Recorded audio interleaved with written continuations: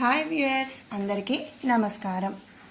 2025 తొలి ఏకాదశి పండుగ ఎప్పుడు వస్తుంది, మరి పూజా విధి శుభ సమయం ఎప్పుడు, ఇక తొలి ఏకాదశి యొక్క మరి విశిష్టత ఏమిటి అనే ఎన్నో విషయాలు మనం ఈ వీడియోలో తెలుసుకుందాము. ఆషాఢ మాసం అనగానే మనకు గుర్తొచ్చే వాటిల్లో మరి జగన్నాథ రథయాత్ర, వారాహి నవరాత్రులతో పాటుగా ముఖ్యమైన పండుగ తొలి ఏకాదశి పండుగ. ఇక 2025 సంవత్సరం తొలి ఏకాదశి జూలై 6వ తారీఖు వచ్చింది. సనాతన ధర్మంలో ఏకాదశి తిథి అత్యంత ప్రాముఖ్యత ఉంది. ఈ ఏకాదశి తిథి శ్రీ మహావిష్ణువుకి అంకితం చేయబడింది. ఏడాదిలో వచ్చే ప్రతి తిథికి ఒక్కొక్క పేరు, ఒక్కొక్క విశిష్టత ఉంటుంది. ఇక ఆషాఢ మాసం శుక్లపక్షంలో వచ్చే ఏకాదశి తిథిని తొలి ఏకాదశి అని, దేవశయని ఏకాదశి అని అంటారు. ఈ తొలి ఏకాదశి నుంచే హిందువుల పండుగలు అనేవి మొదలవుతాయని నమ్మకం. అంతేకాదండి, ఈ రోజున లోకరక్షకుడైన శ్రీ మహావిష్ణువు యోగ నిద్రలోకి వెళ్తాడని నమ్మకం అన్నమాట. ఈరోజు తొలి ఏకాదశి ఎప్పుడు వచ్చింది, ఇక ప్రాముఖ్యత ఏమిటి, పూజా విధి విధానం గురించి ఇప్పుడు మనం తెలుసుకుందాము. ప్రతి సంవత్సరము తొలి ఏకాదశి పండుగను ఆషాఢమాసం శుక్లపక్ష ఏకాదశి రోజున జరుపుకుంటారు. ఈరోజు విష్ణువుకి అంకితం చేయబడింది. ఈ రోజు నుంచి శ్రీ మహావిష్ణువు క్షీరసాగరంలో యోగ నిద్రలోకి వెళ్ళి 4 నెలలు విశ్రాంతి తీసుకుంటాడని నమ్ముతారు. ఈ కాలాన్నే చాతుర్మాస్యం అంటారు. ఈ సమయంలో వివాహం, గృహప్రవేశం వంటి శుభకార్యాలు కూడా జరగవు. అంతేకాకుండా భక్తులు ఈ రోజున ఉపవాసం ఉండి శ్రీ మహావిష్ణువును పూజించి మోక్షాన్ని కోరుకుంటారు. ఇక 2025లో తొలి ఏకాదశి జూలై 6వ తారీఖు వచ్చింది. హిందూ క్యాలెండర్ ప్రకారం ఏకాదశి తిథి జూలై 5న సాయంత్రం 6:58 ప్రారంభమవుతుంది.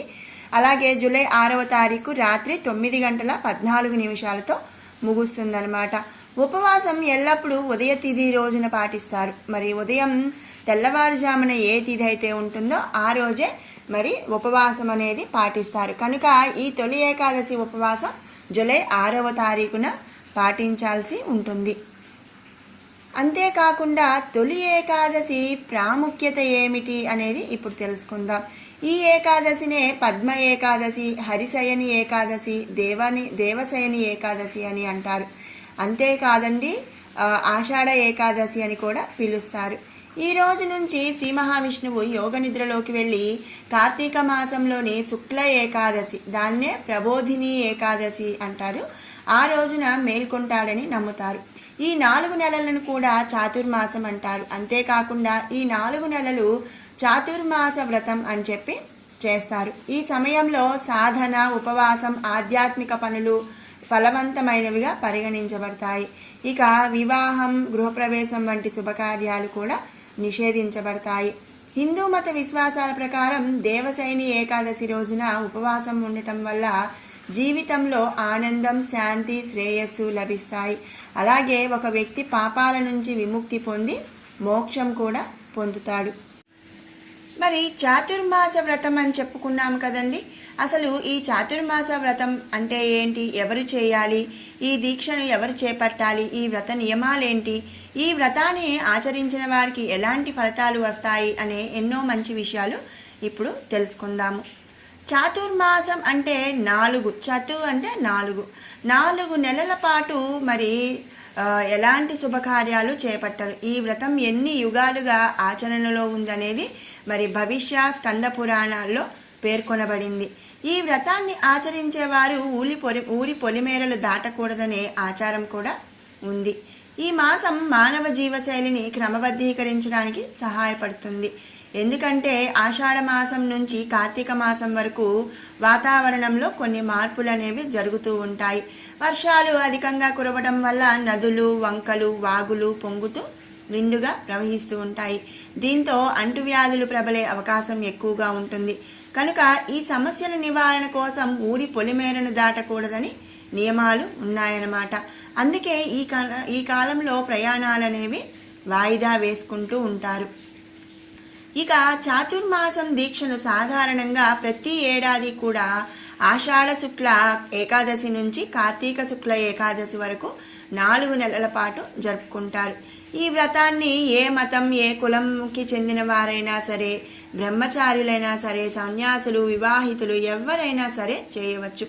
ఈ వ్రతాన్ని ఆచరించిన వారికి దేవుని అనుగ్రహం ఖచ్చితంగా లభిస్తుంది అని చాలామంది కూడా చెబుతూ ఉంటారు. ఈ వ్రతాన్ని 4 నెలలు చేయలేని వాళ్ళు 2 నెలలు కూడా చేసుకోవచ్చు అన్నమాట. ఇది కూడా సాధ్యం కాని వారు 1 నెల రోజుల పాటు ఈ వ్రతాన్ని ఆచరించవచ్చు. అది కూడా కాదు అనుకుంటే మరి వచ్చే 5 ఏకాదశుల నాడు వ్రతం చేస్తే మంచి ఫలితాన్ని ఇస్తాయి అని చెప్పి నమ్ముతారు. అంతేకాకుండా జాతకంలో ఉండే దోషాలన్నీ కూడా తొలగిపోయి సుఖ సంతోషాలు, ఐశ్వర్యం, ధనలాభం లభిస్తుంది. ప్రస్తుత కాలంలో మరి కఠిన నియమాలున్న కారణంగా ఈ వ్రతం పీఠాధిపతులు, మఠాధిపతులకు మాత్రమే మరి పరిమితమయ్యింది. చాతుర్మాస వ్రతం ఒక విధంగా మరి ఆధ్యాత్మిక సాధన కొనసాగిస్తూ మన ఆరోగ్యాన్ని కాపాడుకునేందుకు ఈ దీక్షను ఏర్పాటు చేసినట్లు తెలుస్తుంది. ఈ వ్రతాన్ని సన్యాసులు 4 నెలల పాటు కఠిన నియమాలు పాటిస్తూ ఒకే చోట దీక్షా వ్రతం ఆచరిస్తూ ఉంటారు. ఇక ఈ చాతుర్మాస వ్రతం నియమాలు ఏమిటి అనేది ఇప్పుడు తెలుసుకుందాము. చాతుర్మాసంలో లక్ష్మీనారాయణుడిని భక్తి శ్రద్ధలతో పూజించాలి. ఈ దీక్షను చేపట్టిన వారు బ్రహ్మచర్యాన్ని కొనసాగించాలి. అలాగే నేలపైనే నిద్రించాలి. ఈ 4 నెలలు కూడా పెరుగు తినడం తగ్గించాలి లేదా మానేసేయాలి. ముఖ్యంగా రాత్రి వేళల్లో పెరుగు తినకూడదు. ఇక ఆధ్యాత్మికంగా కాకుండా మరి ఆరోగ్యపరంగా చూసుకుంటే ఈ 4 నెలలు కూడా వర్షాలు పడుతూ చలికాలం అనేది వస్తూ ఉంటుంది కాబట్టి రాత్రి వేళలా పెరుగు తినడం వలన ఊపిరి ఆడకపోవటం, దగ్గు లాంటివి వస్తాయి. కాబట్టి ఆరోగ్యపరంగా కూడా రాత్రి వేళలో పెరుగు తినకూడదనేది మంచి విషయం అన్నమాట. ఈ కాలంలో ఆకుకూరలు, కూరగాయలు తినకూడదు. 2వ నెలలో పెరుగు, మజ్జిగ తీసుకోరాదు. 3వ నెలలో పాలు తీసుకోకూడదు. 4వ నెలలో పప్పు దినుసులు కూడా తీసుకోకూడదు. ఈ 4 నెలల పాటు ఉల్లి, వెల్లుల్లి లేదా లేని సాత్విక ఆహారాన్ని మాత్రమే తీసుకోవాలి. మీ శక్తి సామర్థ్యాల మేరకు వస్త్రదానం, అన్నదానం, దీపదానం, శ్రమదానం లాంటివి చేయవచ్చనమాట. ఇలా ఒక్కొక్క నెలలో ఒక్కొక్క నియమం అనేది ఉంటుంది. 1వ నెలలో ఆకుకూరలు, కూరగాయలు తినకపోవటం, 2వ నెలలో పెరుగు, మజ్జిగ, 3వ నెలలో పాలు తీసుకోకూడదు, 4వ నెలలో పప్పు దినుసులు తీసుకోకూడదనమాట. మరి వీటితో పాటుగా ఈ చాతుర్మాస వ్రతంలో ఉన్న వాళ్ళు ఈ 4 నెలలు కూడా చేయకూడని పనులంటూ కొన్ని ఉన్నాయి. అవి ఏమిటి అంటే వివాహాలు, కొత్త ఇంట్లోకి ప్రవేశించడంతో పాటు తదితర 16 రకాల శుభకార్యాలనేవి నిషేధించబడినాయి. ఈ 4 నెలల పాటు నీలం లేదా నలుపు రంగు దుస్తులనేవి ధరించకూడదు. అలాగే చాతుర్మాసంలో మంచం పైన నిద్రించకూడదు. ఈ 4 నెలల పాటు ఎవరిపైన కోపం, అహంకారం చూపకూడదు. ఈ 4 నెలలు జుట్టు, గడ్డం కత్తిరించకూడదు.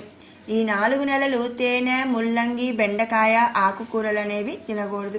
వర్షాకాలంలో తేనె వల్ల వీటిలో కీటకాలు వచ్చే అవకాశం ఉంటుంది.